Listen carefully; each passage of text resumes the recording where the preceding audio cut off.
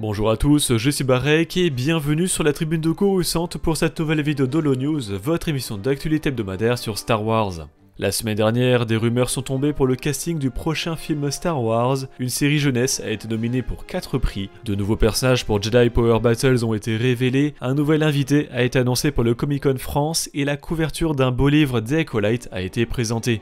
Enfin, nous parlerons du nouveau merchandising et je vous présenterai un projet de fan.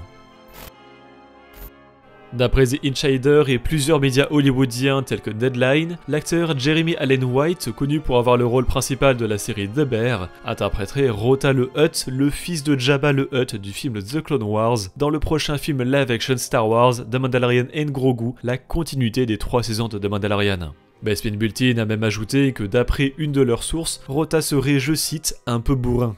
Rota a toujours été un personnage étrange dans le lore de Star Wars. Le personnage a été créé pour le film The Clone Wars qui introduit la série animée sortie en 2008 où il est le MacGuffin. Rota est le fils de Jabba et a été kidnappé par Asajj Ventress de la Confédération des Systèmes Indépendants pour contraindre le Hutt à laisser passer la flotte séparatiste par l'espace Hutt. Mais la République Galactique est aussi intéressée par un tel avantage stratégique et envoie Obi-Wan Kenobi et Anakin Skywalker avec sa toute nouvelle padawan Ahsoka Tano. Les Jedi rendent finalement Rota à Jabba, mais le personnage n'apparaît dans quasiment aucune autre œuvre, univers canon comme légende.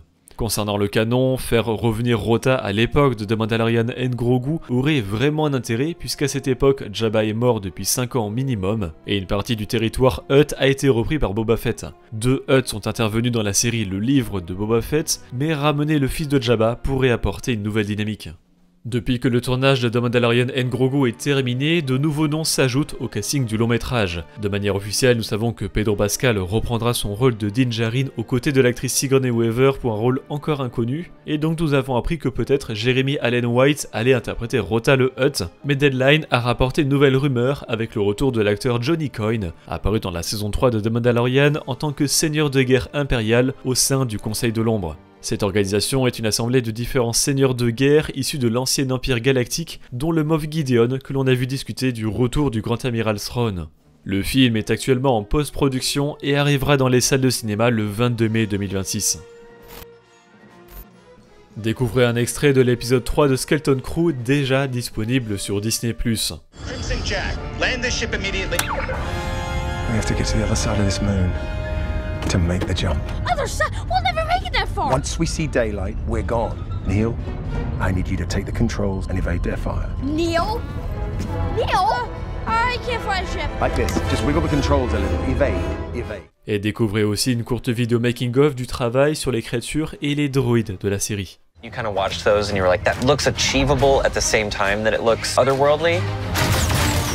All the creature effects and animatronics that we get to play with. They're so weird looking. The authenticity of real objects and real things on camera has been really fun. Enfin, voici une nouvelle affiche promotionnelle de Skeleton Crew avec Neil, Robert Timothy Smith, Wim, Ravi Cabot-Conyers, Fern, Raya Kira Armstrong et KB Kirana Creator. L'épisode 4 de Skeleton Crew sort mercredi sur Disney+.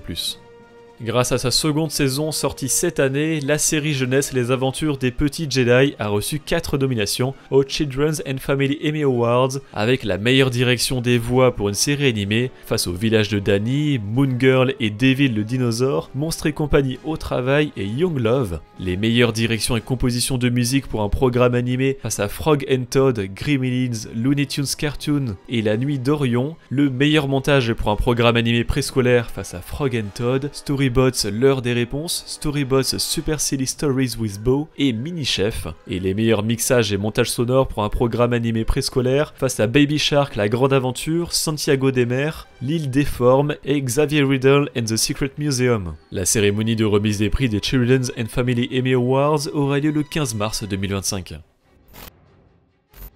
Lors de la sortie initiale de Episode 1 de Jedi Power Battles en 2000, le jeu permettait aux joueurs de choisir entre plusieurs personnages du film, notamment Obi-Wan Kenobi, Qui-Gon Jinn ou Mace Windu.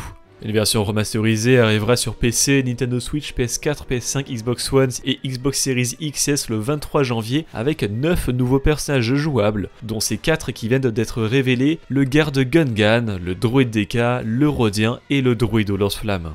Atomic Mass Games a mis en précommande une nouvelle extension pour son jeu de figurines Shatterpoint avec Wisdom of the Council Squad Pack qui présente Ki-Adi-Mundi, Shakti, un Jedi Ithorien et une Jedi Rhodienne. Cette extension sortira le 7 avril 2025 pour 49,99$.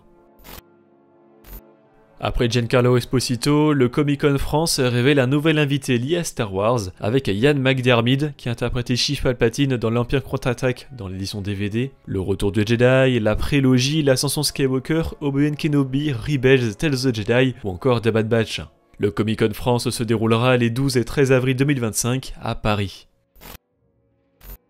Et côté extrait, retrouvez-en pour les comics Ewoks numéro 3, Legacy of Vader numéro 1, A New Legacy numéro 1, Ahsoka numéro 6, The High Republic Adventures 2023 numéro 13 et Dispatches from the Occlusion Zone numéro 3. Découvrez également la couverture du beau livre The Acolyte The Visual Guide et des couvertures alternatives pour Legacy of Vader numéro 1 et Hyperspace Stories The Bad Batch Ghost Agents numéro 3. La semaine dernière est sorti l'épisode 3 de Skeleton Crew sur Disney+.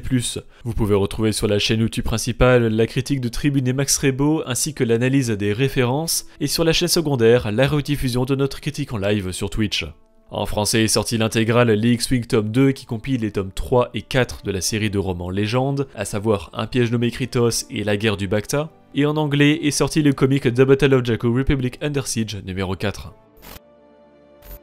Côté merchandising, Hasbro a révélé en The Black Series le pack de 2 figurines avec Luke Skywalker en garde impériale et la princesse Leia Organa en bouche de Shadows of the Empire, et en The Vintage Collection le pack de 3 figurines avec Jorus Gbaoth, le grand amiral Thrawn et le capitaine Gilad Pellaeon. Enfin, Hot Toys a présenté sa nouvelle figurine 1/6 avec Plo Koon de l'attaque des clones. Tous les liens sont dans la description.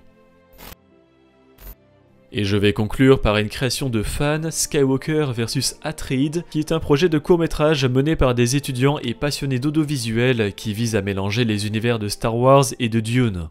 Le projet est actuellement en recherche de financement, mais vous pouvez les aider via leur cagnotte Litchi, le lien est en description. Sur ce même lien, vous retrouverez bien plus de détails sur le sujet du projet et leurs besoins, mais voici son synopsis.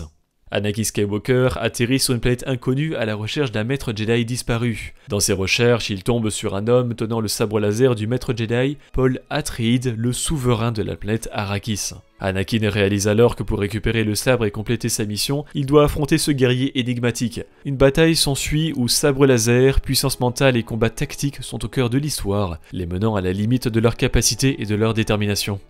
Merci d'avoir regardé cette vidéo, j'espère qu'elle vous a plu. Si c'est le cas, n'hésitez pas à laisser un like, à la partager et à vous abonner en activant les notifications si vous ne voulez pas rater les prochaines vidéos de la tribune de Coruscant. Pour être au courant de l'actualité Star Wars au quotidien, suivez-nous sur Facebook, Instagram et X, et tous les dimanches, nous débriefons de l'actualité sur Twitch lors de notre émission Là-bas dans les étoiles. A bientôt, et que la force soit avec vous.